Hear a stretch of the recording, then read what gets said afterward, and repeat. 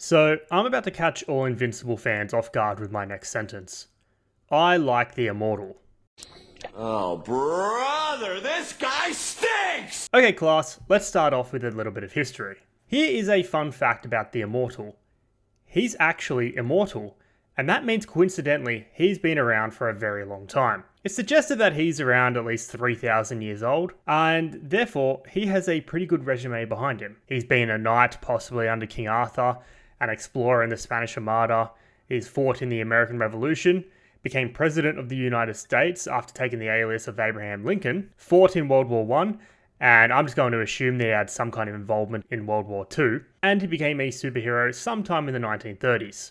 Being old means you have some pretty old ways of thinking. Now, I'm assuming it would be pretty hard to constantly change your preconceived ideas of how the world should work if you were born in the Stone Ages. You've gone from disagreements can be solved with a whack on the head with a stick to the world is not black and white but kinda grey.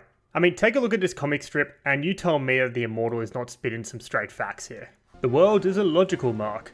Also, trust me, this may start nice, but it's not headed anywhere good.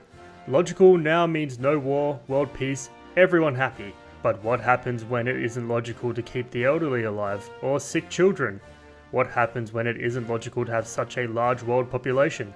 I've been around a long time. This world is stupid and messy and nonsensical, and it needs to stay that way. God damn, I'm so good with my impressions. So let's go into why people see him as a joke. There's a few of them.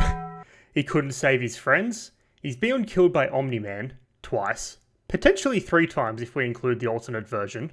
He was forced to let a much younger superhero, Invincible, take the lead, who just so happens to be the son of the guy who has killed him 3 times. He lost his partner Kate. He got ragdolled by Alan, went insane in the future and became a ruthless dictator, in which this future version got taken out by Invincible kinda easily. I mean, I know that he wanted it, but still. And his new team, I can't really say friends, and him got absolutely pieced up by an alternate version of Mark. He has had a rough time to say the least. You see, the Immortal suffers from what I like to call the Yamcha Effect. I'm almost certain I'm not the only person who has thought of this, but I'm just going to coin it the Yamcha Effect. What is the Yamcha Effect, you might ask? The Yamcha Effect is a character seen as a bit of a joke as they do not have the accolades or strength that their peers might have. But in any other group, they would be seen as the big dog. It's basically like being a millionaire in a room with a bunch of billionaires. Relatively, you're probably seen as poor, but are you really? I mean, maybe in Sydney. The Immortal is undoubtedly one of the strongest characters in Invincible. Just, unfortunately, he's constantly surrounded by characters that are just on another level. Invincible, Omni-Man, Alan, Thrag, Conquest, Powerplex.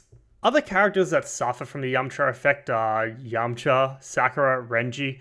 You could even make the argument that Hercule suffers from the Yamcha Effect on a whole nother level. I mean, Hercule is a world champion martial artist, and then he gets introduced into a group of superhumans that can blow up planets. I mean, the man pulled buses and can effortlessly jump over people. Can you do that? The thing is, the Immortal isn't an idiot. You think he isn't aware that he likely can't compare to the power levels of Omni-Man, Invincible, and Alan? But that doesn't stop him from doing his duty.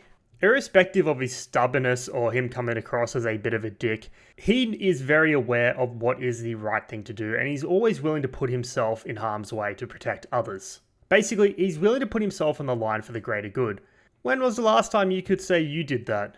Doesn't feel so good now, does it?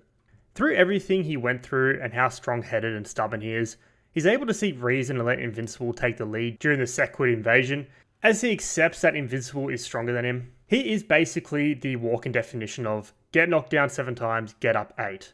The man deserves his retirement. That's basically it.